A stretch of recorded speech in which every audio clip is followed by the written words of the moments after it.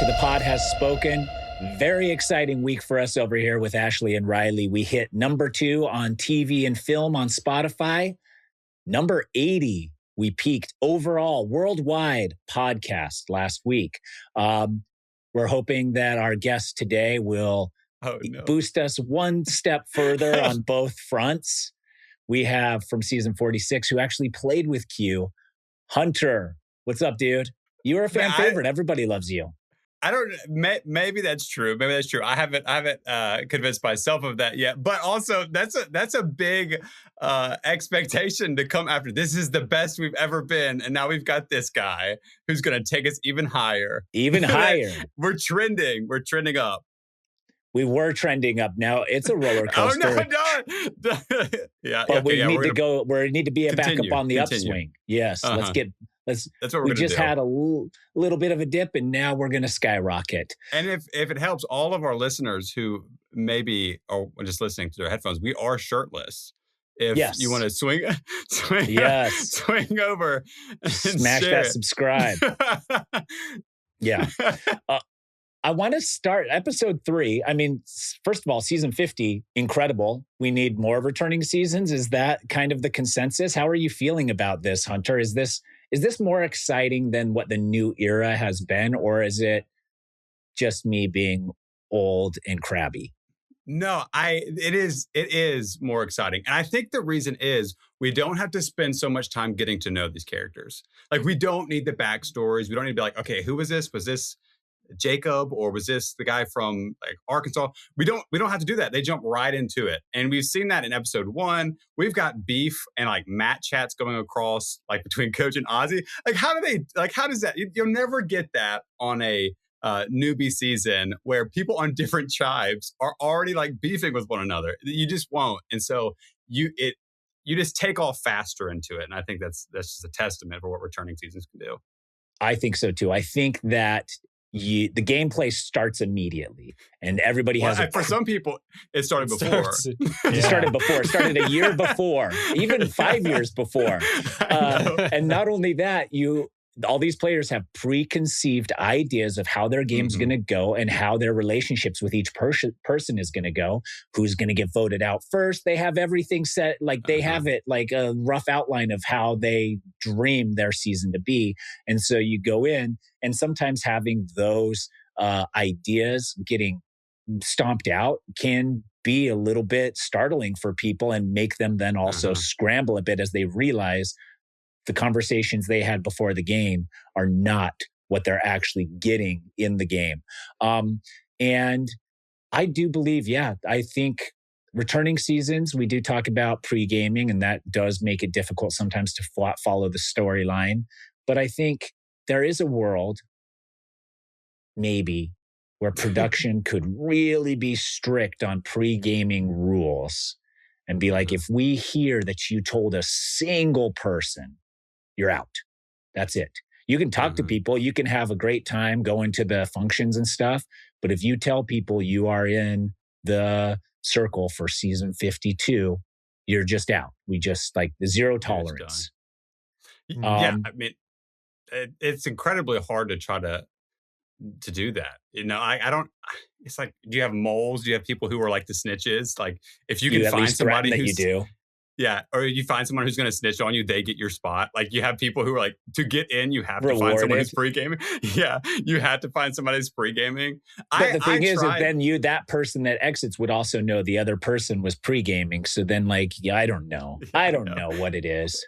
Here's what I think they should do. And I tried before season 46 started. I gave Jeff, like, we had to sit down where we got to meet with the producers, and it was fun. And somehow it devolved into like, we're now giving Jeff ideas for seasons. I don't think he asked for that, but somehow it got there. I told him what you need to do. If you have a lot of people, like, get more people. But when a tribe loses, like, let's say instead of 3 tribes of 8, they had 2 tribes of 12.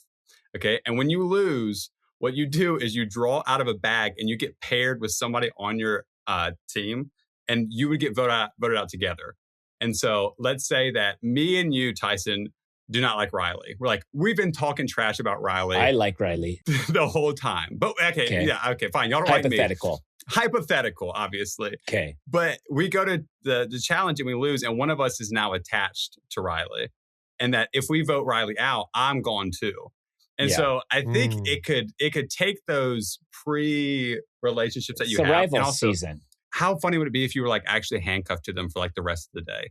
Like two people that absolutely just do not like Chrissy was kind of the person that was getting kicked, and the other child. What if one of them got like handcuffed to Chrissy? And actually, I think Chrissy's great. Let's not vote out Chrissy, please.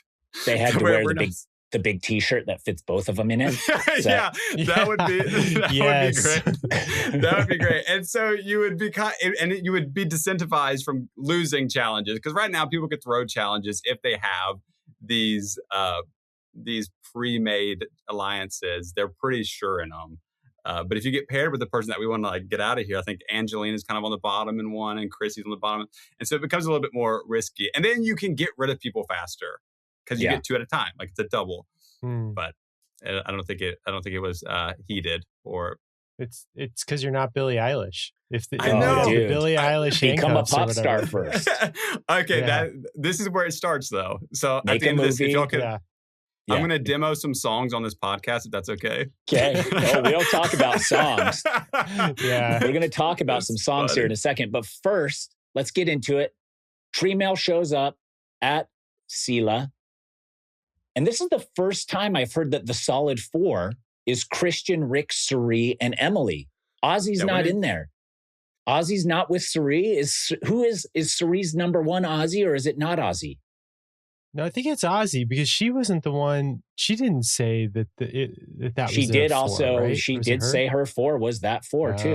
Yeah, she did not have Ozzy in that circle. Yeah, she definitely said it was with them after. Yeah, you're right. After they came and talked to her, she was like, "I am locked in with these guys." Yeah. Yeah. She took her advantage and left. She took his advantage and was like, "Oh my gosh!" But Ozzy giving her the advantage wasn't as powerful as them telling her about the Billie Eilish boomerang idol, as we call the BEBI. That's the BEBI. Yeah, the BB, the BBA, the BBI, the BBI, the BBidol. Yeah, the BBidol. Okay, so do you like, as a concept, do you like the idea of the Billie Eilish boomerang idol? I know they make them say the whole phrase every time. Yeah, they for sure do that. Like, can you retake that? Say Billie Eilish in front of it. I don't hate the idea. I think that adding these new strategic layers where you want to watch a player navigate for the first time and not understand fully what the repercussions of it are, or how it will mold into the player's arsenal. So I don't hate it. I think you have to make it a little less powerful than what I think a standard idol is the most powerful thing that should be introduced to the game. I don't think you go above that. So now you can introduce weaker idols, which this is a weaker idol in some capacity, because you can only play it for yourself. It goes to someone else first. The information is going to get out because of that. So I think there is. I want to see how it plays out here. I want to see it play out a few different ways. Like, I want to see somebody get the idol back. I want to see. I want to see somebody get the idol back or try to get the idol back. Do you think someone's going to get it back? Do you think someone's going to? Like, if you got that, would you expect, like, are you playing it so that you could get it back, or are you giving it to a friend? Like, Tyson, I'm giving it to a friend, but hoping that maybe it comes back. You can't. Like who you give it to? Yeah. If you found it. Do you ever giving it to an ally? I'm giving it to an ally, hoping that worst case scenario, it comes back. Make it better. Yeah, that is true, because it is like almost a backup plan. I think it is counterproductive to them not wanting people to pregame, though, because it incentivizes pregaming. Like, if I didn't have any friends out there, I wouldn't know who to send it to, which would be great. But if I do have friends, like, this is the easiest choice of my life, I will send it to the person who we talked for 4 months about how we're going to work together, and they'll know it came from me. Yeah. So I want to see boomerang idols on 51. Let's see new players that don't know each other navigate the boomerang idol. See what they come up with. I think it'll be interesting too if it comes up on future seasons, because on this season, the person receiving it doesn't know what the boomerang is. They don't know that it goes back to with the risk, Genevieve or whoever. But on future seasons, if you get a boomerang idol, you know immediately, okay, somebody sent this to me and they might have a target on me or whatever now. So it could be one of these advantages that, you feel like maybe you just have to flush or you just play at the swap or at the merge. Yeah. Ozzy now, he has no idea that it's like, oh, if I get voted out, this idol goes to somebody. He just thinks he got a gift. I thought Q was going to tell him that. Like for a second there, I was like, Q's about to tell him. I thought he was. And I was going to oh, this is a choice. This is a choice to do that. Yeah. Well, let's get to this first one with Sela. Christian and Rick, everybody kind of figures out it's probably going to be a swap, like with this tree mail showing up. And Christian and Rick talk about who should claim this idol, how they should tell Suri and Emily. Was Christian brilliant here, making Rick claim that he found the idol and gave it to Aubrey and tell Suri and Emily, or is that too big brained, or does it not matter? Riley hates it. I just didn't understand it. And I feel like if I were, I guess it's a good read from Christian because Devins was into it. He was like, I love this idea. But if I had been Devin's shoes, I would have been like, this weirdly puts some heat on me as like the idol guy, and then, having to share it. Then if Aubrey goes home, then everyone assumes you have an idol, which is like weird. I don't know. I just, it feels like overly complicated and I don't understand the benefit. But we know Christian is a pretty brilliant mind. And so maybe he has something that I'm not seeing here. There's only two reasons I saw that it might be good. One was Christian mentioned that Rick had a connection with Aubrey and Christian didn't know him. And so they began to say, hey, Christian, why would you send it to Aubrey? It might reveal that they had conversations beforehand. So obviously you've kept this from me to where at least Rick knew and helped you decide why I wasn't in that. And the second one, just as by who Christian is, I think Christian can act surprised better than Rick is because Christian's expressions are just so all over the place. I don't think anyone would look at, like, even when he's sitting there beside Suri and looking surprised, you're like, okay, this guy, I don't know if he's lying or if he's not lying because he's just so like animated. You can't. So I think he could sell a surprised wow better than Rick probably could. And Rick already is used to telling news in his day-to-day life. So, being the courier of that probably wasn't too hard for him. But other than that, it was kind of a lot. I thought his acting there was like devastatingly bad. Wait, Rick? Christians. I know it was, but then you're also like, it's just Christian though. Yes, that is true. He was like a silent actor. They have to like over emote everything. That's what it looked like. I know. I mean, it goes in line with his Charlie Chaplin of the week of last week tripping at Tribal Council. And now he's just leading more into, is that vaudeville? Is that what we call that? Yeah, yes. But speaking of that, with Tyson, did you ever feel like that feeling of getting lightheaded every time you stood up on Survivor? I felt that all the time. Like when they would put us in the tents. I felt it a little bit, but I feel it a lot now in my regular life at the age that I'm at. There's actually been moments recently where I've been like, playing pickleball even, where I had to look at my group and be like, I feel lightheaded after a pretty long rally. Just heads up, if I just like sit down on the ground out of the blue, don't worry about it. Just know that that's why. And I just I come from cycling where we don't eat a lot. We didn't eat a lot. We didn't eat to start our day. We trained to start our day. And so I still try to do that sometimes. And I think I should not do that. I should eat first. Well, me as a normal person who has been on Survivor and wasn't like a cyclist, professional cyclist, I felt a lot of lightheadedness when I was getting up and down. So I can, like Christian had a great cover there where he's like, I just got a little lightheaded and then Ozzy kind of attests to it. So it's not that crazy for him to have fallen. No, I would definitely feel that now. I would for sure feel that now.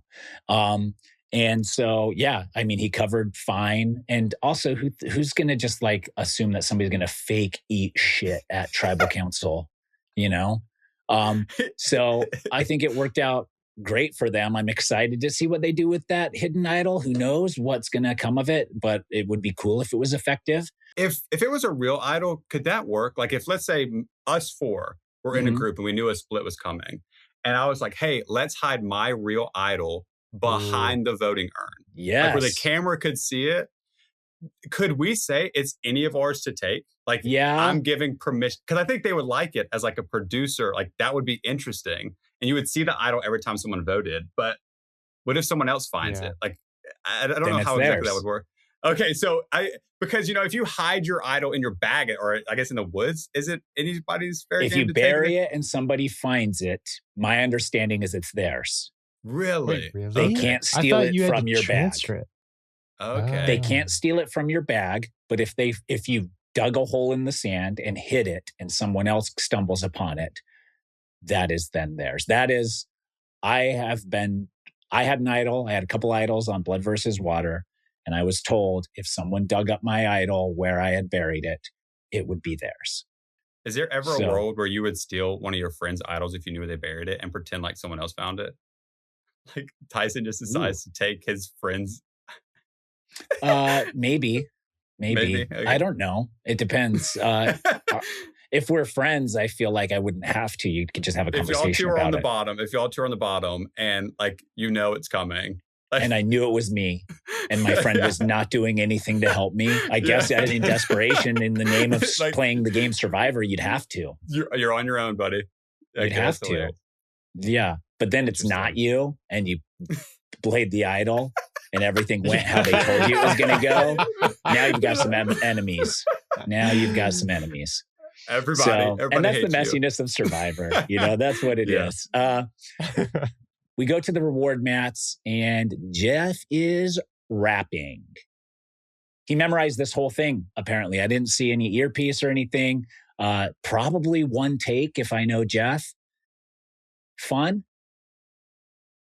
It was something. Like, I think Charlie's reaction would have been my reaction, where he was like, okay, this what is happening? What do you think was going through his head when he was like, this is gonna sell? Like, I think Jeff is trying to take himself not as serious now. Okay. I don't know. I feel like it gave me like 90s science teacher guy who's just like, hey kids, ribbity, ribbity, ribbity rap. We're rap-tastic, rapping all the time. And you're like, okay, this is not cool. But like, I think he wants to be part of the joke and be in on the joke and be the joke too.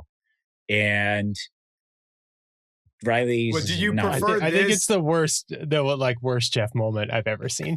Ever? More than the British accent? The British accent. Yeah. And like, I never thought anything could top the fried chicken and waffles, which I thought was like, maybe just want to crawl into my skin. No. And this moment about killed me. It about killed you. I actually checked too to see if the fried chicken and waffles moment had aired by the time he did this, and it had. It had aired in May, and they filmed this in June. So he saw the reaction to fried chicken and waffles, and he was like, "I'm going for it again. I'm gonna keep going. Second time's a charm. This one's gonna sell." I mean, why didn't they have Billie Eilish out there doing it? Also, has Billie Eilish like acknowledged this idol like anywhere on like her? Not yet. Okay. It's unclear. We've been saying it's unclear if it's Billie Eilish or just some guy named Billie Eilish. Billie Eilish that they found that were like $15 for you, and we'll name it this. And he's like, cool. Yeah. Also, I want to hear the Jeff rap without the music over it. I want to hear the a cappella version that the contestants heard. Yeah. In fact, we're going to talk to Q tomorrow about that and see how he feels about it. Because I thought about that when they were snapping. Do you think they snapped in time the whole time? Because I know think they snapped in time the whole time, but I think but the music over the top made it not so bad. You were like, you heard it here. Tyson liked it. Tyson said it was great. I'm not going to listen to it again ever. I mean, Survivor will probably post it to their social medias and you'll hear it, but I'm not seeking it out. What is your hope, Hunter, when you get into a new tribe swap? Because we're at a tribe swap here. Jeff raps about the tribe swap. Everyone's mind is blown. Do you think that Jeff's plan is like, let's do something mind-blowing, and then if I rap, their reaction is going to be positive anyways because it announces a tribe swap. Do you think he wants them to have a positive reaction? Like, I don't think he would. Like, he just wants a reaction. And he got one with rapping. But, I mean, as a player, what am I looking for in a tribe swap? Is that what you're asking? Yeah.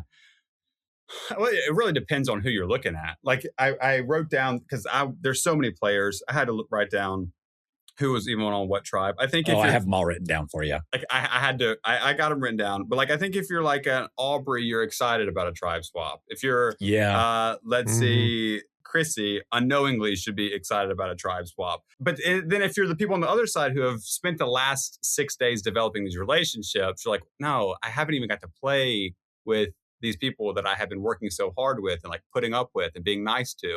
Like, I've been so good. I was listening to your analogy on like that. I didn't burn the bridges in my small town before I left it. Like, I've actually become the mayor here. Why are we now making me move?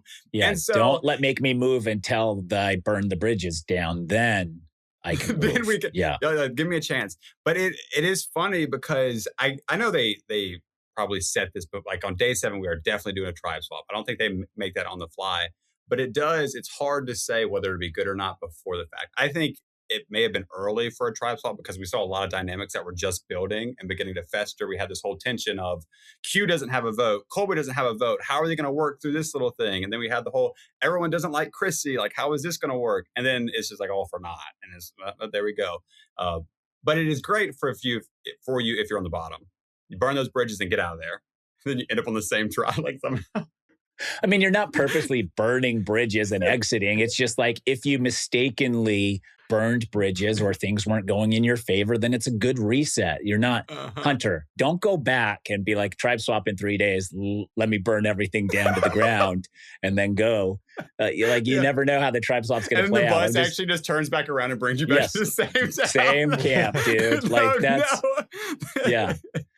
Guys, I burned everything to the ground, planning on a tribe swap, which there was. What I didn't plan on was all of us still being on the same tribe. I'm so sorry. That was the only reason I did any of that. I'm a new man. I don't think that sales pitch is going to go great. I have a question, though. Okay, he had 2 different trays. He was like alternating which one he was handing out. Do you think there was something in that, or it was just like convenience? Like, do you think there was like a certain number of this? Like, I need to make sure that I imagine there were all 3 split amongst the 2 trays evenly. Okay. But so then that kind of like almost guarantees that you can't, or well, no, I guess if it's split evenly. If they had. If it was like all on one thing, then. If it was like all blue was on one, all pink was on another, and then orange was split, you'd have a greater chance of mixing them up. But we didn't get a challenge. I wish we would have had a challenge there. Or maybe a new idea is a challenge to determine what the tribes will be. Mm-hmm. I liked it back in the day when they made them rank themselves like from strongest to weakest, and then they split them up that way. I thought that was like that kind of stuff probably doesn't go well, but that's what's so funny. Like, because all these people do already know each other. Like, doing that on a new season is funny, but then when you do it on a returning season where they here's what they do. They have to rank themselves individually from most honorable to least honorable. I knew you were going to say that. Can you imagine Coach and Joe fighting with Colby over who's the most honorable? Yeah. But did you saw Coach and Joe when they realized they were on the same tribe? Oh, so happy. It's so funny because we talked about this last time I was on the podcast about how I wanted to just be like this honor off on season 50 between Coach and Joe. And like, here it is. They're like going to work together. It's great. Dude, you're a prophet. I kind of want them to be rivals, though, and have to go against each other in the honor off. But I guess together is still fun. In an honor off, or maybe one of them does something that the other one considers not honorable, and then they just like lose their minds.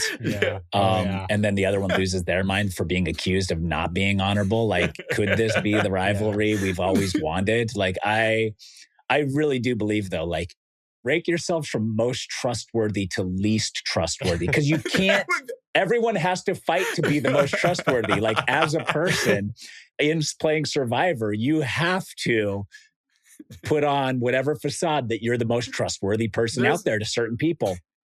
there's a world where Tyson, you walk to the least trustworthy. You're like, I'm just gonna stand over here, just so we're clear. Like someone has to take it, right? Someone has to take it, but it's like, do you fight to prove your trustworthiness, or do you just like sit in the back and hope nobody looks at you? Because then at the end of the day, Jeff's going to be like, and least trustworthy over there, we have Hunter.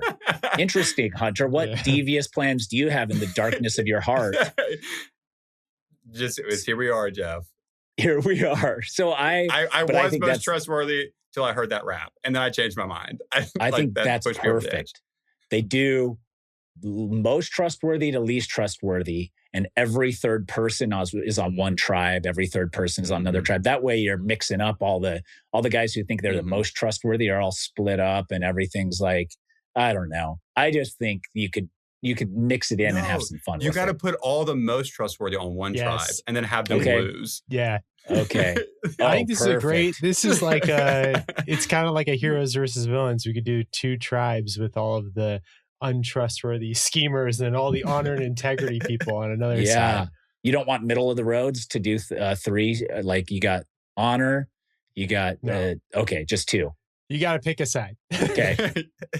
You're either trustworthy or you're not trustworthy. Dude, I actually like this too. You have 2 Matts out there and you're like, no, you can't start with 2 Matts. You have to start with them just listing themselves from most trustworthy to least trustworthy. Maybe this is like this could be a good like fan vote too, because people are going to argue over it. Like you're saying, Tyson, where everyone says, oh, I'm trustworthy. I'm, whatever.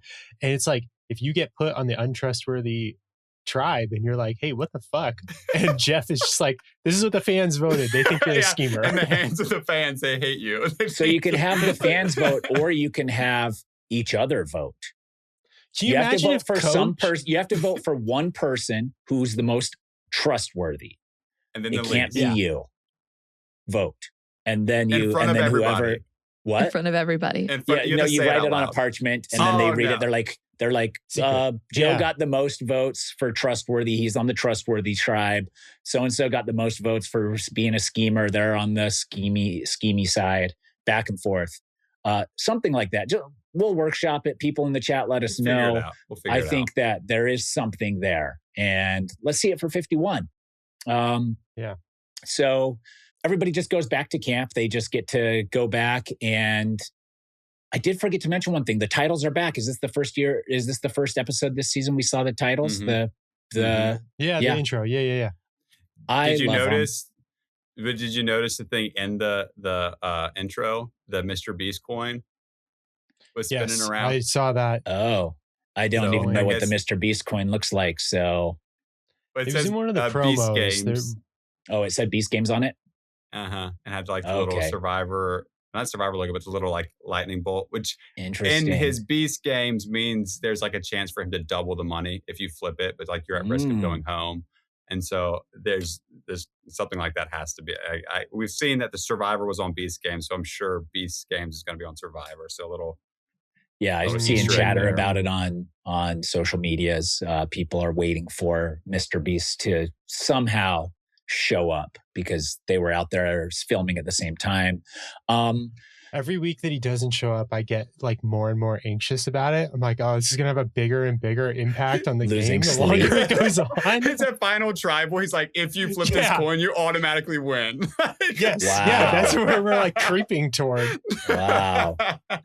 Just like at 10, they're like, okay, like, can we just rip the Band-Aid off already? Do the beast thing, and then we can move on. It first. Yeah.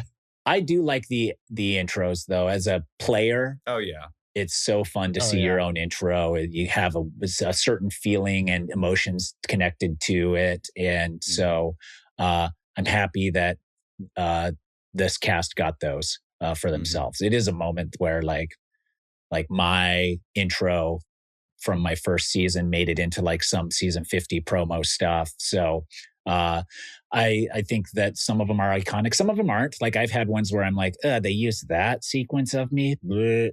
So hopefully everybody got a good one. That's our hope for the people this season. Or one that they at least liked, because there were definitely some. At least liked. They're pleased with. Because like Coach getting to do his little taekwondo in a cave with like the water splashing around is probably a little bit more dramatic than like the 2 clips of someone smiling like really fast back and forth. Smiling and looking, or somebody doing a challenge that they're not really good at, and you can tell in their slow-mo of like, I'm trying to swim. Let's talk about the tribes. So we go back, everybody's in a new tribe. We will start with Callow. So we have Callow here. This is Joe, integrity, and Coach and Colby all have core values that are similar. They're so excited. And we get a throwback to Coach beating Colby in Heroes versus Villains, which is so fun that Colby still like thinks about that and remembers it. And Coach talks about the Warriors Code, honor and integrity, 2 things he values most. Is this group going to run this tribe over here? Colby has connections with people outside of this group, right? I'm like looking back at my notes. Yeah. Colby he has does? Stephanie. He's Stephanie for sure. Yeah. Yeah. He has Stephanie for sure. Is Colby as honor and integrity as the other 2? Is he? I think so. He took Tina to the finals in his first season when he didn't have to, and she ended up beating him on Heroes versus Villains. I don't think he did anything extra devious. So I believe that he's in a spot where he can at least integrate with these guys. And it seems like he is excited and happy to be with this grouping too. But wasn't he part of like the scandal to like dig through Aubrey's bag? Am I getting confused? Was he on that trial as well? He was part of that. Yeah. He was. But that hasn't come out yet. And Coach and Joe might also be okay with that. I think they would be okay with that. If it's somebody who's not honorable, you can go through people's bags if they're not honorable. You've done it honorably. If you're suspecting them being sneaky, you can expose that, bring that to the light. If they're dishonorable, go ahead and go through the bag. You just, as an honorable person, can't go through another honorable person's bag. Also, isn't it hilarious whenever he gets like his friends and his new friends in the alliance? He's like, now that I've got some like backup, we need to go tell Chrissy how awful she's been. Yes. Like make it clear. Stop talking. Coach was correct in coaching her, but he coached her incorrectly. He shouldn't have said you're talking too much. I don't think it's the talking. It's not the talking. It's the bossing. It's the trying to be the leader. It's like telling people what dimensions the shelter needs to be, like 4x2. I don't even know what she was talking about there. I would be like, no, we don't have tape measures. We're just getting some ramshackle rain thing together to not get soaking wet. So Coach, if she is his ally, he is correct in giving her a heads up. He did not deliver that news correctly, though. I don't think she got the right message. She got the message that she talks too much. The message she should have received is, don't be bossy. And then she's like weeping beside him. She's like weeping beside him. And like he's oblivious to the fact that she's just like over there weeping. It's like, oh dear. Yeah. She goes and has her girl talk, which is going to bond her to them. Yeah, absolutely. And so she's with who? Genevieve and Aubrey and Tiffany. This was a weird, because like she goes with Aubrey and Genevieve, but then we get none of that conversation. It's just Chrissy narrating over the entire thing. Yeah. So was there a conversation? I think the conversation was probably just the same, but maybe it's something. I just don't have a sense if she actually like bonded with them or like what happened there. Yeah. She does take the lesson and she's ready to change up her game, but does she have the correct information to change up her game the way she needs to? That's what I don't know. She's just not going to talk at all. She's just going to be quiet. Yeah, like she's just silent. Just absolutely silent. And then they made her the caller in the challenge. Like, actually, we want you to boss. We want you to boss us around. You're so good at it. Like, tell us where to go. I mean, we're going to get into that. We'll get into the challenge because the callers, the blindfolding, all of that does have. There is thoughts. I always have thoughts on the blindfold ones. I hate those challenges. But before we leave the Kahlo tribe pre-challenge, Genevieve wants Aubrey gone and isn't afraid to tell every single person multiple times on that tribe how she wants Aubrey gone. Yeah. Is this good or bad? I mean, why am I even asking such a leading question? It's so terrible. Genevieve, I love you. I met her in person a few weeks ago. Amazing, super kind, super nice, super fun. Why are you naming names before you've even lost a challenge and before you even feel the dynamics of the group out? Yeah, to everybody. She doesn't even know if she likes the people she's talking to. No. And she's not even like giving time to see where the dust settles, like who sits with who around the fire. I like you, I think Genevieve is great, but it's been weird watching her on season 50. She's come out here and feels playing a completely different game than what she did to begin with, where she was like very much in the shadows, willing to make things happen in 47. But with 50, she's like, I'm going to be out in front and y'all going to know exactly what I think. And we're going to do this exactly how I want it to, which I've been surprised by. But like, hey, props to you. You're changing your game. But it doesn't seem like, at least from what we've seen, the way Tiffany reacts and she goes to Aubrey, it's not quite the right read there. And it feels really rushed. Yeah. Yeah. Tiffany immediately blows the lid off of Genevieve's plan. And I have to feel like this is not good for Genevieve. Like shopping Aubrey around so hard and to mixed reaction. I think most people are like, yeah, okay. But Tiffany definitely not in, and use that information to lock Aubrey in with her, which is great. Like if you can use that information against somebody who you're not sure of to win somebody else over, then, take that opportunity. I want to go to the new Scylla. Scylla? I'll get it eventually. What's the color? By the finale. Scylla. Orange. I don't know, but I was thinking, orange, okay. With so many tribe swaps, let's just go by the color of the buff. Let's abandon tribe names. Somebody in our chat said, shouldn't we name a new tribe every time there's a swap? Just give them a new name so that we don't have to say Scylla 2, new Scylla, whatever. New Scylla is what we say. But if we just say new orange, then I feel like we're simplifying it by 1 degree. We at least gotta drop the challenge stuff where it's like Scylla hasn't won a challenge yet this season. It's like, well, 5 out of the 7 of them are different people now, so it doesn't really matter. Yeah, that doesn't count. It's just counts laundry for one at this person. Point. Yeah. So, we go to Scylla and we have Devins and Suri are pumped to be together. They're pumped. I didn't realize how locked in they were, but sharing this idol that Aubrey has, I guess, did lock them in, or if they weren't already locked in before. And we have a foursome of Camilla, Jonathan, and Charlie. The 4-pack. And then we have the 2 of Suri and Devins, and we have Rizgod all by himself. Yep. And the moment we get here on this tribe is Rizgod and Charlie vibing, Charlie falling in love with Rizzo. Then Rizzo asking about Maria. If they talk anymore, Charlie says no. I wouldn't either. Like, that's devastating. That is absolutely devastating. They replay Charlie's loss in the finals. Do you think it's a mistake for Rizzo to bring that up? Like, I think, what do you think he was going to get from it? What do you think he was going to get from it?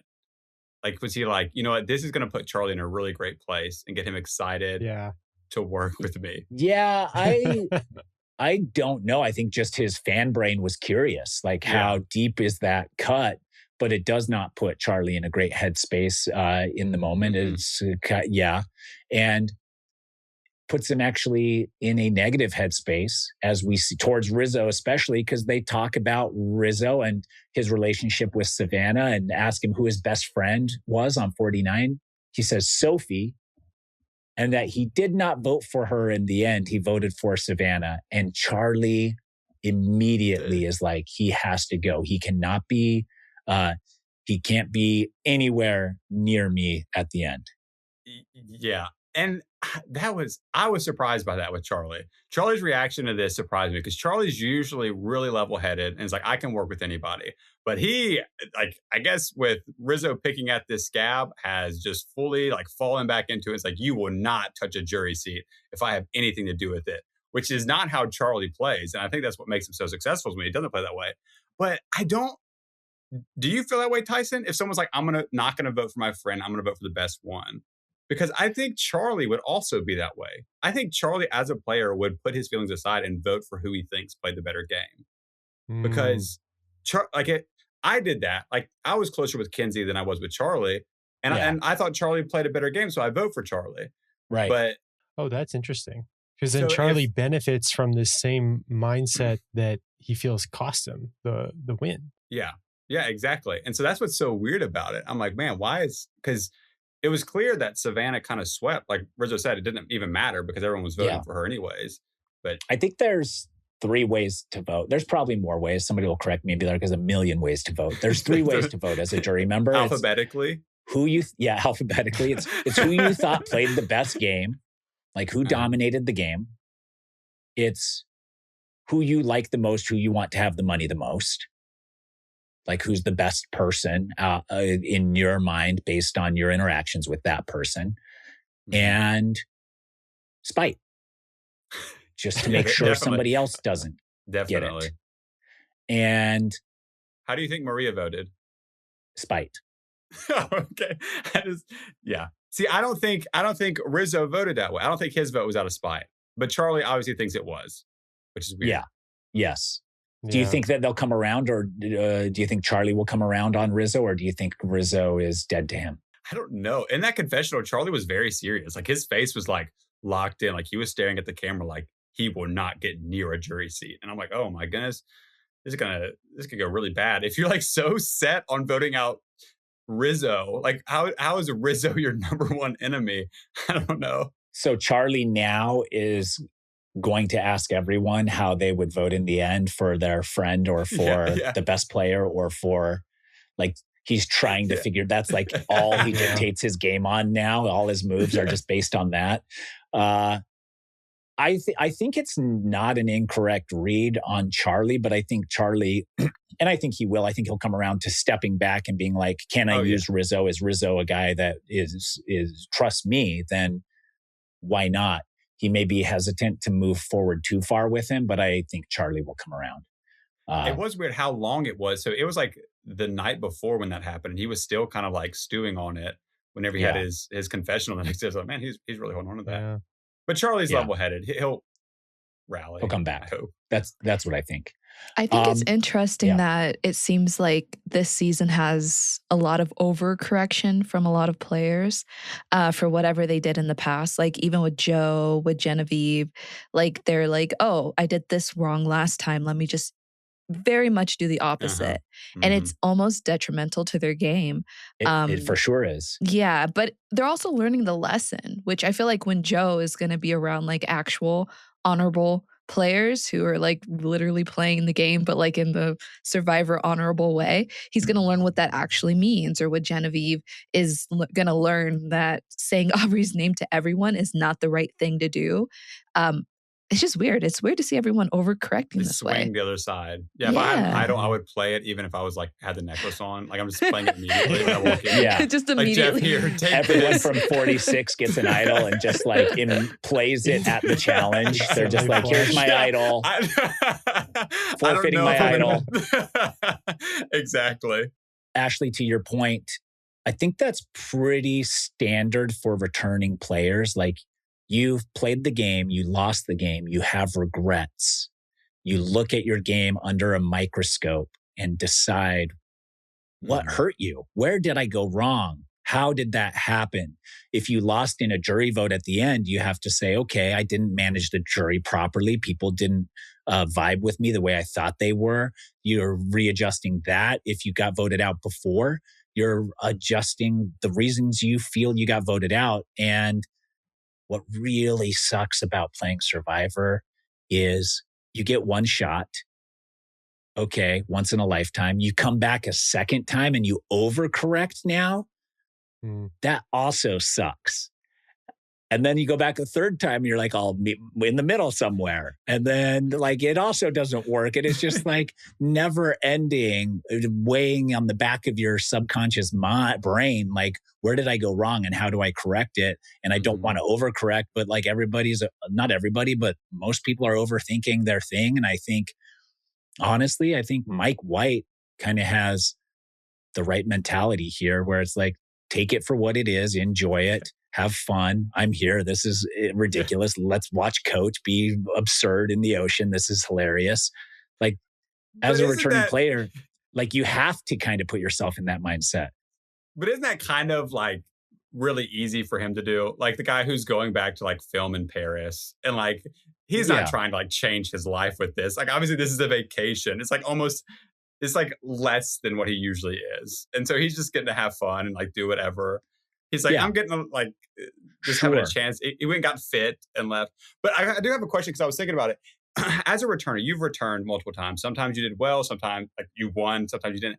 Is it harder to lose on a returning season? Because, you know, when you do it the first time, you get all these experiences and it's great. And I got to play Survivor. The second time you go back, is it still the same like excitement and magical feeling? Or is it like, man, I just lost. And that's all it was. So the first time it is magical. It's a magical experience, but getting voted out really hurts. Yeah. Because you are totally blindsided. Like, you feel like you're in control and you get the sting of it. So the second time you go out, it's all business. For me, it was all business on Heroes versus Villains. Then I stumbled. I got out early. That didn't sting as bad. It stung that I did it in a stupid way. That was the part that I was just like, that was so stupid. Everybody's going to see how stupid it was. The third time, I went out and I thought, I don't have a good shot at winning this game. Like, maybe I don't. Let's just have fun, goof around, be silly, and play and just see where we go. And probably a couple of votes after the merge, I was like, I could win. And then I kind of adjusted and focused in harder. But at first I was like, convinced myself I couldn't win. Just have fun, enjoy it, celebrate the ridiculousness of what this thing is. And I didn't do that on Winners at War. I went out for business again. I was ready to slice and dice and had another early exit. So I think on these returning seasons, go out, build bonds, have fun with the people that you're there with, and celebrate the absurdity of the situation. And and go day by day like that. And I think like Mike, sure, it is probably easier in his head to do this than other people, but like watching his pure enjoyment at Coach and just the way the things are going around camp and even this episode.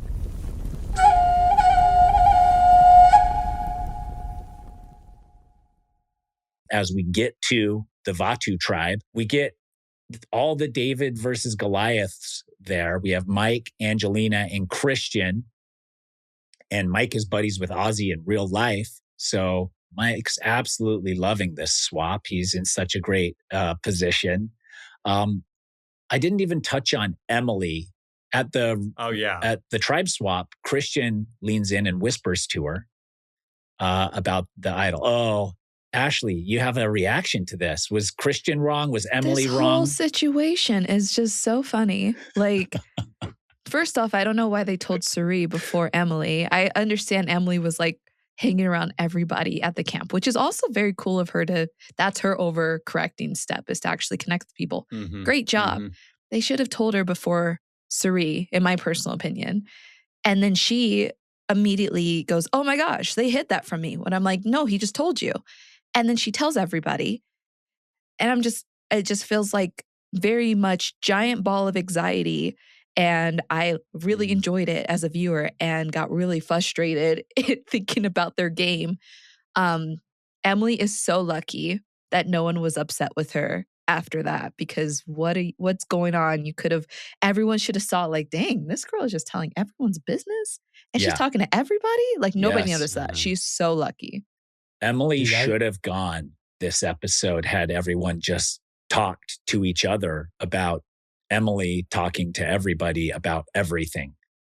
She's great for this season because she's blowing everything up. Like she's actually, sorry, Emily, but like kind of a terrible player in this instance. Like why did she not go to Christian and clarify, hey, what did you mean about this Aubrey's idol? And then I guess Christian's to blame too. Why did he not go to her and be like, by the way, going to fill you in with some more context to that thing that I told you on the mat, which was insane. Also a horrible move this episode.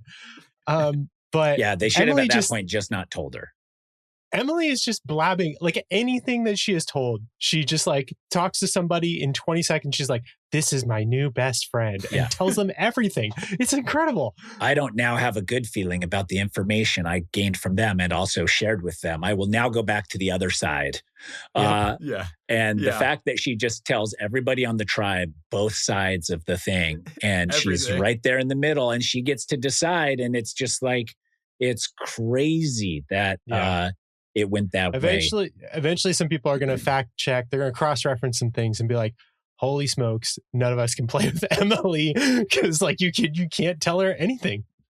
I liked Christian's reaction, his confessional of just like, why would she do that? Like, it's kind of like it was exactly as a viewer how I felt. Like it's not like she went to a different tribe and is like trying to figure it out, so she's giving this information. She had the person who told her what was the term they were using to describe their trust for each other?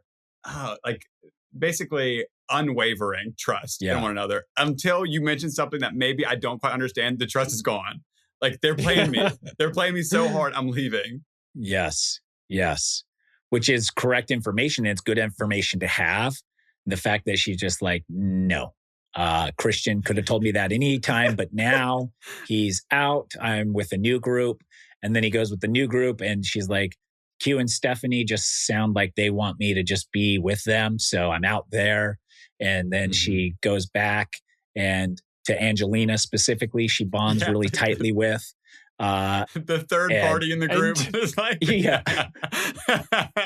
know what? I'm going with the third party. I'm not voting anyone. I'm going option number 3. Independent. But I will say to add to it, Tyson, you can add this as well. It is sometimes hard to get people alone because when they read the tree mail and thought that it was going to be a swap, immediately the producers are going to be like, we're going on walks. Okay, we're going to grab you and go on a walk. We're going to grab you and go on a walk.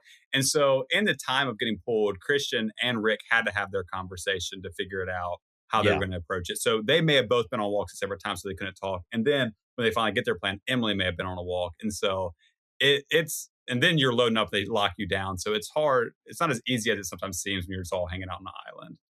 Yeah.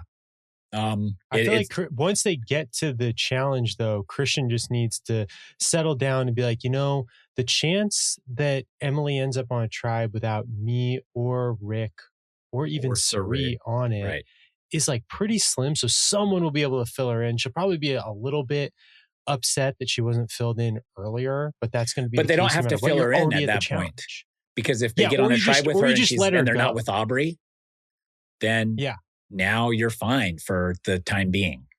Yeah, that too. The only real disaster scenario, is if she gets on a tribe without them and with Aubrey. Like, what is the chance of that? But then the disaster she's completely unaware of, so it's not. It also isn't going to piss her off or make her feel any direction.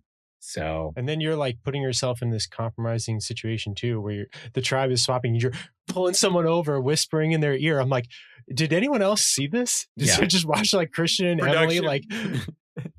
Production stops him. It's like, hey, Christian, can you do that again? Make sure to tell her it's the Billie Eilish boomerang idol. So you forgot. You forgot the part. Boom mic a little closer and repeat she was confused. She didn't know it was the Billie Eilish one. If he'd have said that, that'd have made it way clearer. Can you imagine? Yeah, there we go. Yes. There we go. Yes. I mean, did Christian even say that Rick found it? Did he tell her in her ear? Like, he should have put a little bit on Rick if he's letting Rick claim. He should have been like, heads up, just so you know, I found out this morning, but I couldn't find you. That's so much information to relay. I'll do it. By the way, it's called Billie Eilish. Rick found an idol this morning that he had to give away, and he sent it to Aubrey, and we didn't have a chance to tell you. There you go. Could you say that again, but you have to say Billie Eilish really loud? Yeah, Billie Eilish has to be loud enough for everyone to hear. Yeah, I thought it was interesting that Emily didn't pause to collect herself. She just was like, every whim, she was just like, nope. Now I'm going over there to tell them, nope, I feel good with them. No, I don't. I feel good with them. No, I don't. I feel good with you. No, I don't. Oh, man. And then she goes back to I'm Christian, back. like, Christian, I told everybody everything. She's like, did you tell them it was from me? Yes, I did all of it. And he's like, I forgive you. She starts with, I've done something so wrong. I've done something so wrong. And he's like, oh no. Oh no. Let's go to the immunity challenge. The face smasher, the classic face smashing, ball busting, shin crashing, blindfold challenge. Have you played one of these before, Hunter? I know. We never had one. Thankfully. They are my nightmare. They do not seem fun. Especially, I know those rails are placed at a height where guys that are 6 feet are going to put them in a really awkward spot. And I know that would be no fun. I mean, I was watching it. I was like, this is the face smasher. And then nobody smashed their face for a while until Colby smashed his face. Dude, I thought Colby might have gotten like concussed. Yeah, he was down. Like standing up, like shaking. He was down. He definitely. Jeff was like, you're going to get bloody on Survivor. And it's like, wait a minute, what? Not being able to brace for a face smash is extra terrible. If you know it's coming and can kind of just be like, it's something. But if you just go into it without, it's like, putting on, what are they called? AI goggles and being like on top of a building and thinking you can skydive and then face planting on the floor in front of you. Like, I don't know if you've seen those videos of people in those goggles on balance beams way up high and somebody pushes them. And they think they've got like 1,000 feet to fall, but they're literally faces on the ground. That's how abrupt these things smash you in your body. And I will always sit out of these if I can, or be the caller, even at the detriment of the rest of my group, because I am no help. I am not an advantage if I am blindfolded already. So my advantage is being able to move, being able to think. But if I can't do either of those things, then may as well just have me as the caller, or I can sit out and let somebody else be there. Take one for the team and sit out. You're like, I'm just willing. I know y'all all want to play. Yeah. It's the only challenges it's the only challenge I've ever sat out, I think, is on Heroes versus Villains. They had one and I'd played one on Token Chains the year before. And I was like, not for me.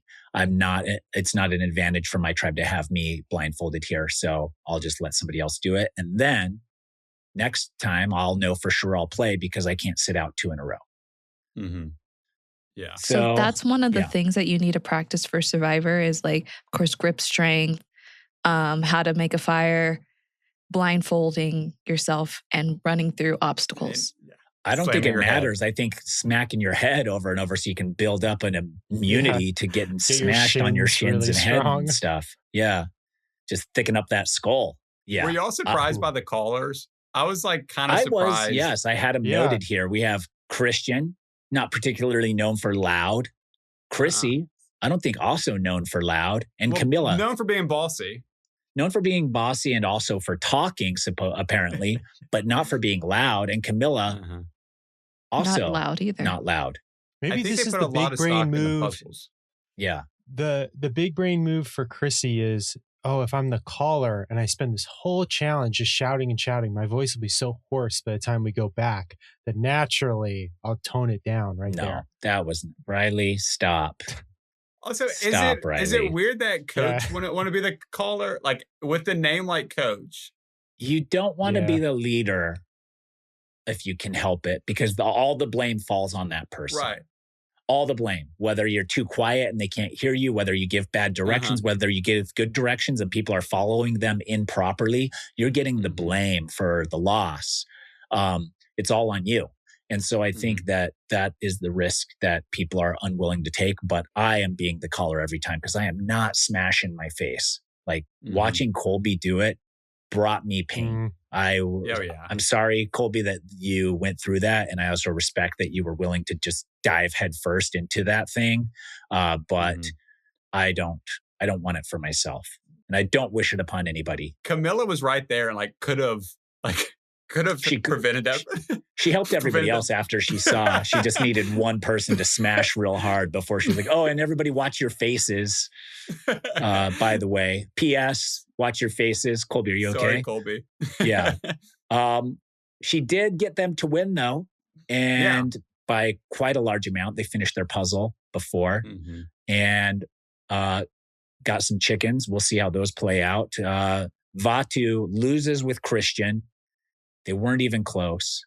They could not get the puzzle going at all. And did they just put so much stock into the puzzle? Like they were like, Christian's good at puzzles. He should be the one calling us. Because by every other metric, Christian doesn't seem super loud. And he also tends to ramble. Like he adds a lot. So I don't know that he's the one that I look at that group and I'm like, there's our caller right there. Like he would do great with this. You might, who would be better then? I feel like Ozzy would be fine. I feel like Q would be fine. I think Q is the loudest and his voice carries well. Yeah. I was also perplexed by this, but I guess they have to be putting stock in the puzzle and being like, who can piece a puzzle in their brain together from a distance? But the puzzle was very, very easy. Very easy. I did appreciate whenever Christian, after they lost, they were like trying to come and be like, you did a great job. He's like, no, I didn't. I did not do a good job. I appreciate it. I was like, don't come and tell me something. Make sure you can be like, it's all right. But like when you like, you did a great job. Like, no, do you see the puzzle that's before us? Like we don't have one piece in the right spot. And we got here before the other group. Like I didn't do a great job.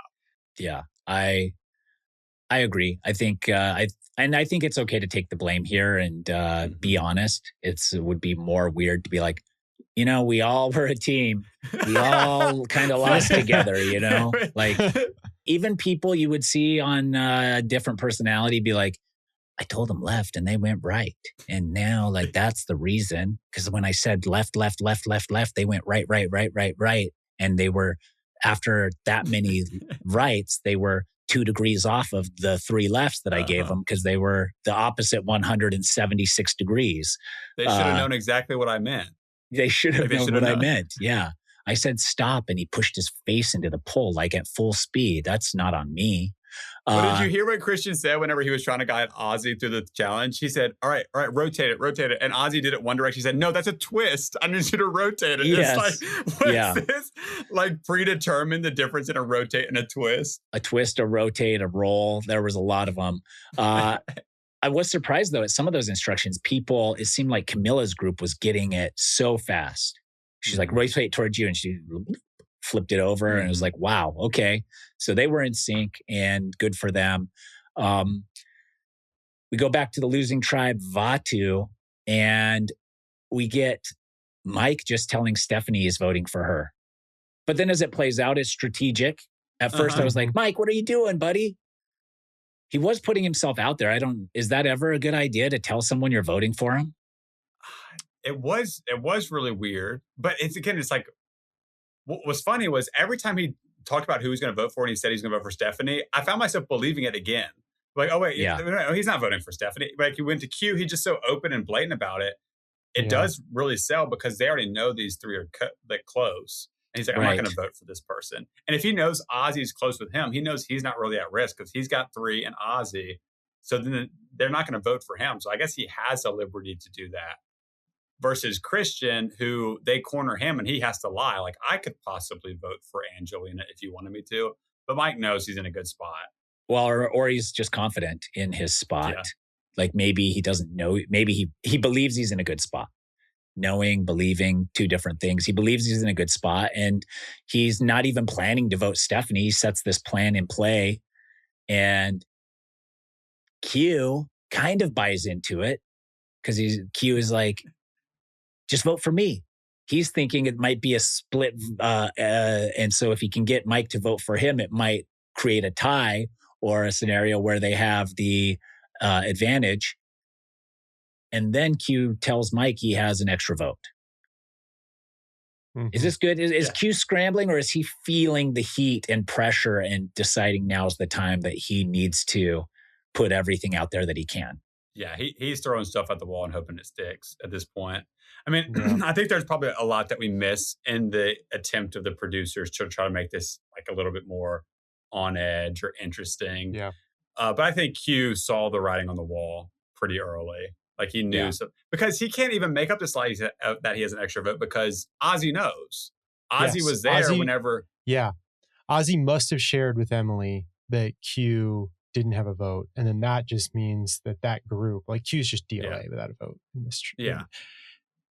And he really gets kind of screwed here because when like Ozzy and Q, when they decided who would get the extra vote and who would get the supplies and lose their vote and whatever else, they were going back to tribes of 8, in which case we kind of talked about this on that pod. Having your vote isn't as important it's always important because other people can lose votes and whatever else, but it's not as bad in the tribe of 8, right? Because you need 5 out of 8 anyways. Well, if you get 5 out of 8, now it becomes 4 out of 7, basically, it's fine. But now he swaps onto a 7-person tribe, having not gone to tribal council, and now your extra vote is like, well, now you got to get 5 out of the 7 to have the numbers. So you're really in it deep. It's interesting also because you never see a conversation between Q and Ozzy about him not having a vote. That's where it's kind of like, that's weird that they don't mention that. So Ozzy knew it the whole time. It may have been just such an obvious, if Ozzy and Q, we show the conversation between Ozzy and Q, then Ozzy's not going to work with Q. Yeah. There's no way. Yeah. Q saw the writing on the wall and saw that he was in a tight spot here. He tried to make something happen. He tried to make something happen. And I like that he tried to make something happen. Like he went hard. Like you have to at this point. Like if you get an inkling that it's probably you or that it's going to be you, then you need to really scramble. And we did. We saw him scramble. We saw him go say he had an extra vote. We saw him tell Mike, which some people are going to say like, and listen, this is partly out of love for Q and me knowing him as a person and his style of game. If you tell someone to vote for you, it makes them question voting for you, generally speaking. If you go to them and are like, hey, vote for me tonight. Like, trust me. Why? Yeah. What? Yeah, it didn't work on Mike because Mike was like, that's what I needed. That was the I sign. needed that. Yeah. Yeah. Good. He's asking for this. And Mike is loving it. He's again enjoying it so much. And it's like, I appreciate Mike's attitude here. Will he, if he is on the bottom and on the receiving end of getting got, love it as much? Maybe we'll find out this season, maybe not. But if his attitude stays the same, then big props to Mike White for going out and enjoying the experience as much as he said he wanted to and was going to. What is your play if you're Q here? You're going onto a tribe where I guess the only real ally you have, I'm looking back at it from your old tribe, you have Stephanie, but then you have Angelina, who you weren't working with. You have someone who knows you don't have a vote that isn't necessarily with you in Ozzy. Like, what does Tyson do going into this? Like, if you took a 7, how do I play as Q? Because I do feel like he did not have any options. He didn't have a lot of options. If you are Q, you have to go to Stephanie and get Stephanie to help you rally the numbers. Like you have to be like, Stephanie, here's what's going on. Pretty sure it's me. The thing that Mike did that was intelligent was that when he told Stephanie it's her, now she's in fight or flight mode too.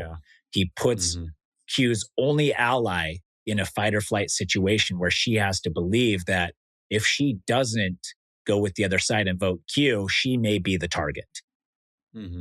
Yeah, and I think you mentioned earlier, actually, flipping it onto Emily would have been the move. Like, you got to be like, Emily's telling everything. Yeah. Like, does Mike know all this drama that Emily told? He's not going. Nobody's going to know all of it because she only like confessed to certain sides and it ended somewhere. But you can exaggerate or lie about where it actually ended and be like, oh yeah, no, I knew about the conversation with Emily and Angelina. Like I know that they were tight now because they like you can. But I think that if you're Q, that's the only play is to out Emily for playing both sides. But does anybody know? Who knows that she's going back and forth like this so much? Only Christian, maybe. Yeah. So he's just trying to get his numbers. I think what he was doing when he was telling Mike was he was saying, hey, if you would just vote for me, like I know you won't vote for Angelina. if you'll just vote for me, it'll split your numbers, and then we would have enough. Yeah. But he just didn't even have the numbers to begin with. And he didn't. Yeah. People weren't with him when he was hoping they were. And that's the thing. Like, you get in these situations where you feel like you're on the bottom and you have to scramble, and like you're looking and as a viewer, you're watching and you're thinking, okay, Q has no idea. He has an idea. He knows. He's throwing stuff against the wall at this point because he doesn't know, like, will Mike work with him? Mike likes to watch the show's chaos. Maybe there's a part of Mike that would want Q to stay so that the chaos continues. So I think that, like, this is his last ditch effort, and unfortunately it didn't work for him, for our friend Q. We go to tribal council. Also, yeah. Well, the last thing that kind of screwed up the numbers here is that if this group of like Stephanie, Q, and Ozzy, and maybe Emily come over to blindside Angelina, if Ozzy had his extra vote, because he gave it away, they could have had the numbers had he still had his extra vote, but he gave it away. So it was they were just and you never don't even see people. you don't even see Q ask Ozzy about that. There had to have been a conversation that was left out. They had to have. Yep. Because Q should be thinking Ozzy has an extra vote. We don't actually need XYZ because I basically have mine. Which probably hurt Q more, because if he talks to Ozzy about it and Ozzy's like, yeah, I have it. And now Ozzy's like, I have to vote Q out because he's going to keep asking about the extra vote. Yeah. Q knows I have an extra vote. Q knows I have an idol. Q knows a lot. Yeah. And I don't have the extra vote. So now I either have to tell Q I gave it to Sari, or I have to vote Ozzy out. So it probably was at Q's detriment that that conversation most likely happened. And yeah, that's a bummer. But that's Survivor, like, it's the luck of the draw. It's like you find yourself in these positions. How do you react? Can you react? At least try to react. And Q went down swinging. Anything at Tribal that was notable?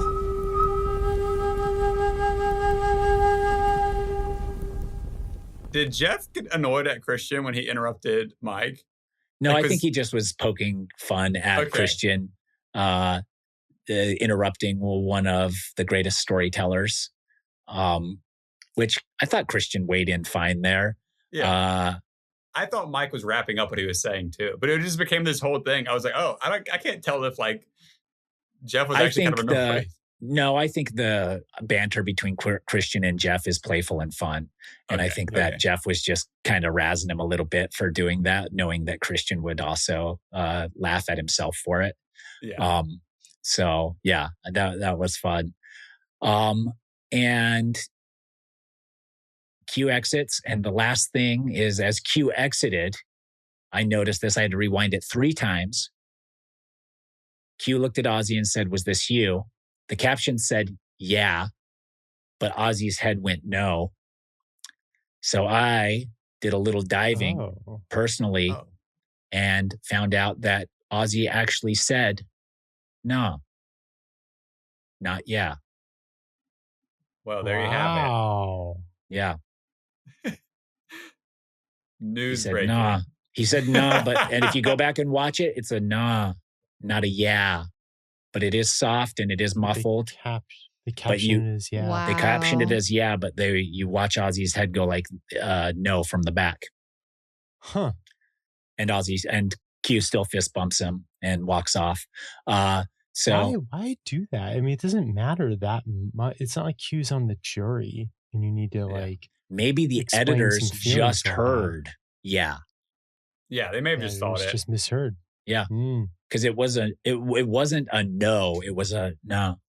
I don't know. I feel like something's up. I feel like there's more to it than them mishearing him, because like they don't usually mishear that kind of thing. So I think something else. I'm going to go back and rewatch. We'll Zapparita film this thing and figure it out.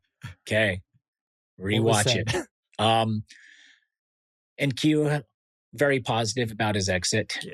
Same clothes, same buff, same smile. And that's our Q. Love you, buddy. Anything else before we get to Riley's reads this week? I'm looking at my notes. No, I think that was mostly it. It is tough. Like you do feel for Q in that moment, like the frustration of getting to go back and then feeling like, because Q that also played in came in playing a different game. It was very flexible and less all over the place, and found himself in a pretty good spot, even with some bad things going his way, losing one of his closest allies, losing his vote, one of his closest allies losing their vote. Still seemed to be sitting pretty well. Like he was like tripping out of the gate the whole way, gets swapped to a group where everyone knows his business. And like, no, like the 3 people that are from the same season want to work together. Like had a really hard time trying to get any kind of footing, but made it at least here.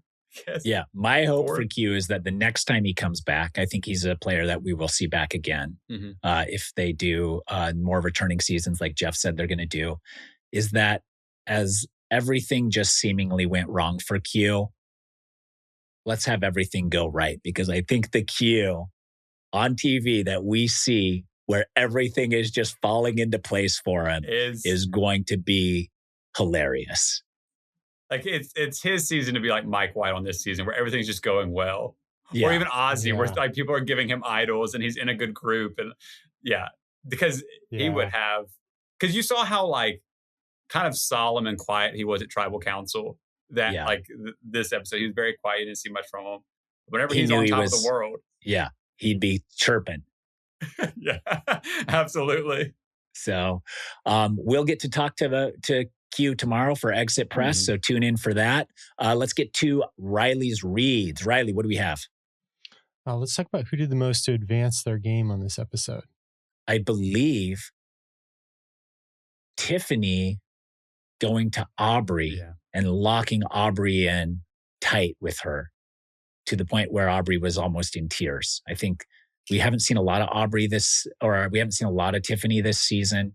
And I think that was a powerful moment to suck an ally in. Like if you can pull someone in, even if Aubrey gets voted out next because everybody wants her gone seemingly, or because Genevieve's targeting her and everybody's seemingly agreeing, you at least lock the person on the bottom that feels like they don't have anybody in.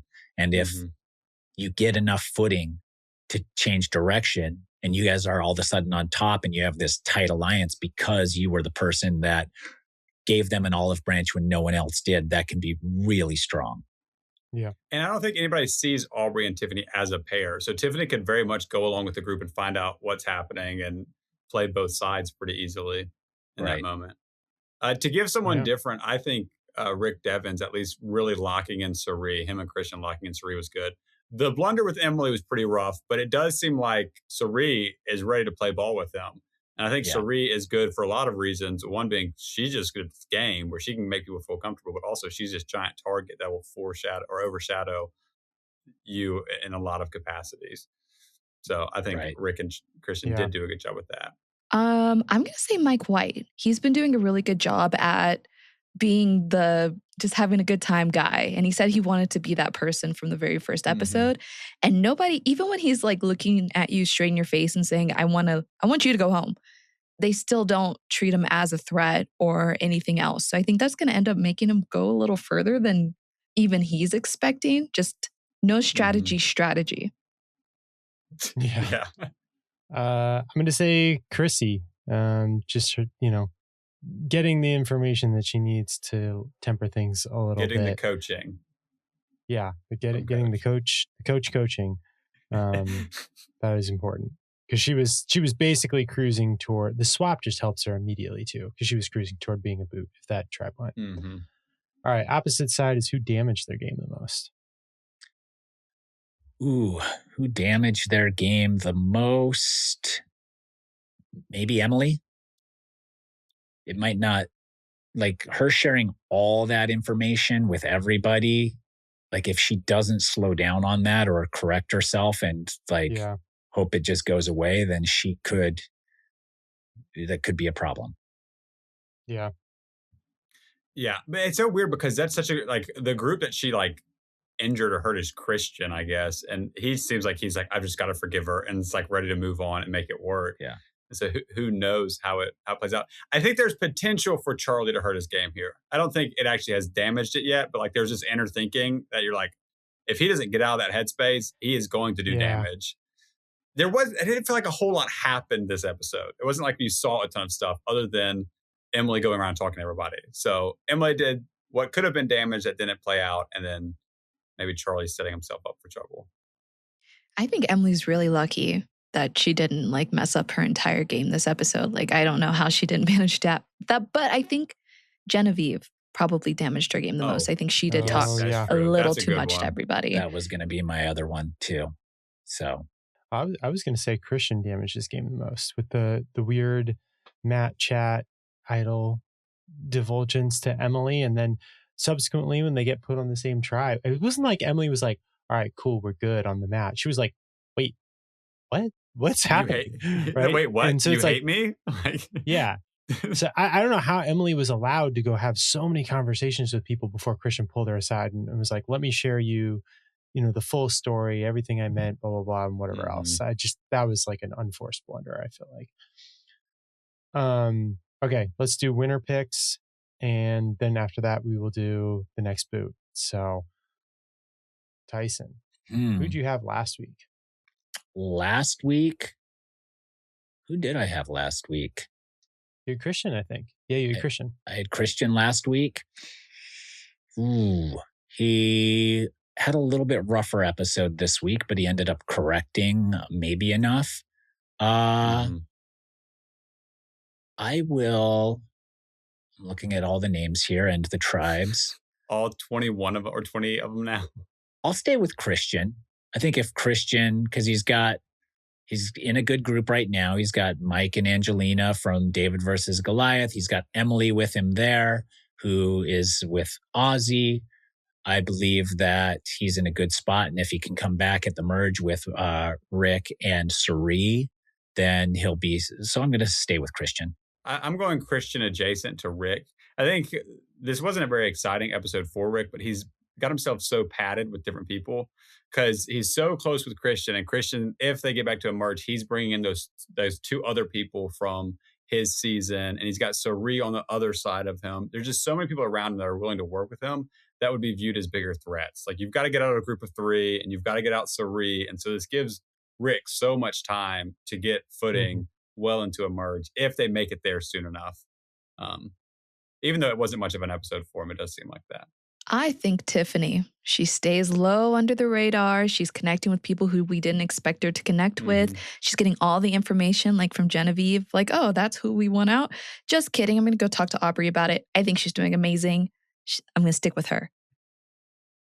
I'm on the opposite side of you, Ashleigh. I'm going to stick with Genevieve, who I've had for a couple episodes, even though she is digging herself into a hole. I actually feel like she's kind of like playing like relatively decently, but then goes too hard after Aubrey this episode.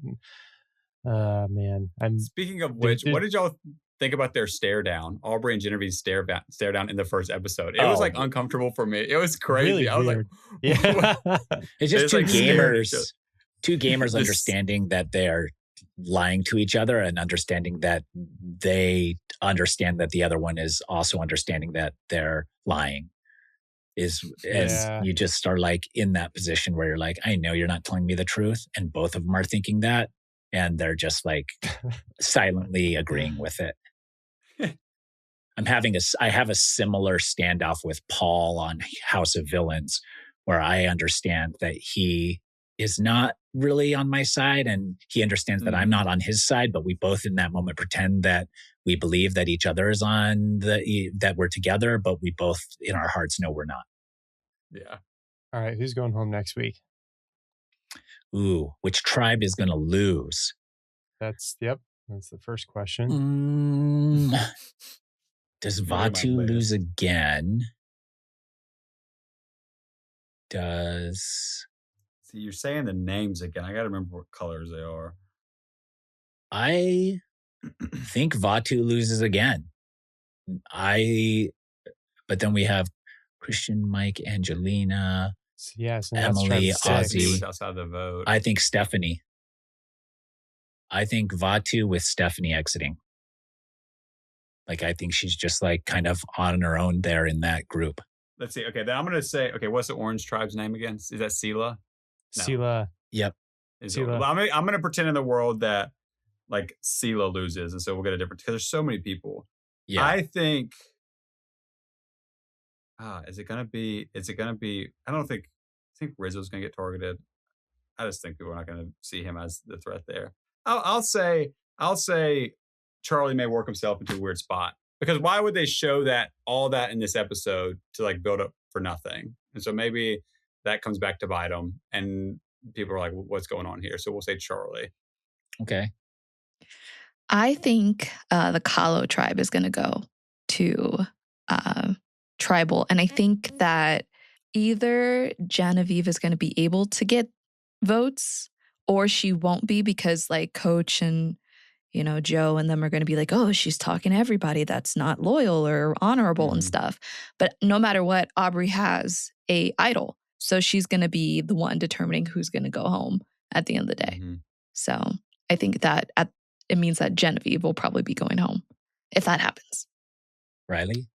I have same as you, Tyson. I think that Vatu goes to tribal council and Stephanie being left out of the vote. Like, I want to think, because Ozzy and Emily they were like, oh, if we get Q this time, we can get Angelina next time. But it's like, how do they do that? It would be 3-3 unless Emily is like, I can flip Christian. And nobody knows that Mike is with Ozzy. So is then Ozzy and Emily more powerful than Mike and Ozzy? Like, I think that if Ozzy's feeling like, nobody wants to go to a 3-3. Right. No one's trying to draw rocks at this stage of the game. So I think it's like one of those, hey, can we do a vote with no blood on our hands? And that ends up being Stephanie. Yeah. Well, do Christian and Angelina have a little bit of tension? Because he kind of joked about they do have it a to little her. bit. Yeah, they do have a little. But I don't know. We'll see if it's from the past or if it's from the present on what happened on season 50. Because I was feeling that too, because he had some preseason things to say about her, but then she fired back in the moment in real time. So what happened on 50? Was that part of it, or are they just playing this all? Yeah, when he got when he got the idol, he like kind of like maniacally joked about sending it to Angelina, hoping she gets voted out with it. I thought was something that happened. Maybe. Yeah, he did. Okay. Yeah. So, well, time will tell. Anything else before we wrap this thing? I want to put a radar on Dee and Suri really quick, because I feel like they're going to have something happening in the future. So Dee is very, very smart. Or I guess her best friend is very, very smart by saying, do not trust Suri. You're going to love her. Don't trust her. And I mean, even when the new tribe mates came to camp, I noticed that Suri was like, yeah, we got the fire down with my glasses. And it's just like little things like that where I'm noticing, oh, she's definitely playing the game heavy, and Dee's noticing it. So I hope that something comes from that, some sort of interesting storyline. Yeah. And she also, go ahead. Well, I feel like I understand why Dee thinks this way, but I actually think Suri's an amazing ally to have, because she's the easiest cut ever at Final Four. She's not going to win that final immunity challenge, and I don't think she's going to start fire, sans glasses. Or she's an easy vote along the whole way in the post-merge too. You're just like, hey, we can't let Suri get this far. She's just a great shield. She's the perfect shield for someone like Dee who comes in with a huge threat level. You can always try and like move the vote onto someone who might have an arguably even higher threat level in Suri. So I kind of like, I don't know. I actually don't love targeting Suri for Dee. Yeah. I think it depends on what side you're on. If you are on Suri's side, I also feel like you have to also be either a total pawn for Suri or as threatening in her eyes as she is to others. So I think if you are a big, like, I think Dee would be the perfect ally for both of them, because Dee would go to Suri and be like, hey, I'm a winner. I'm the only one left in the game. People are targeting me. I know what I'm doing. We could be a force. Yep. So we'll see. That would be crazy if they came together. But then go ahead. Well, I was going to change a little bit. So you finish that, and I've got something I noticed in the episode. I was going to say, if Dee and Suri come together, and then Suri gets Dee, then Suri's confession or Dee's confession will be like, I should have known. I told myself. I knew. My friend told me. Ugh, I'm so embarrassed. Yeah. Nobody wants that. But did you notice? Did you notice when Joe was talking about working with Genevieve, what his wife said to him? He said, she seems like someone who would want to work with you. Not like he's a celebrity that people are like deciding whether they wanted to work with. It was such a weird phrasing. I've never heard it that way, where it's always, I would like to work with that person. But his wife was like, they seem like they would want to work with you. Like he was like some prize to go after. I was like, this is interesting phrasing. But sometimes it pumps people's ego when there's little fandom, little fan thing there. So maybe Genevieve's like, oh, cool. Your wife thinks I'm cool. That's cool. Let's go. But that's the thing. It was like the other way. It wasn't like you should work with Genevieve because she's cool. It's Genevieve seems like she thinks you're cool enough to work with. It felt like the opposite, where I'm like, oh. Like, so that's the new play is just be like, a big announcement, everybody. I'm cool enough to work with. You guys all want to work with me. Exactly. And I get to decide if it's so It's all on me. Okay. That'll do it here at The Pod Has Spoken. Thank you so much, Hunter, for all of your hot takes. Riley and Ashleigh, thank you so much for being here. Every week, we're having so much fun, and the podcast is skyrocketing, upward trajectory. We will see you tomorrow for Q's Exit Press and our thoughts on that. So see you tomorrow. Until next time, bye.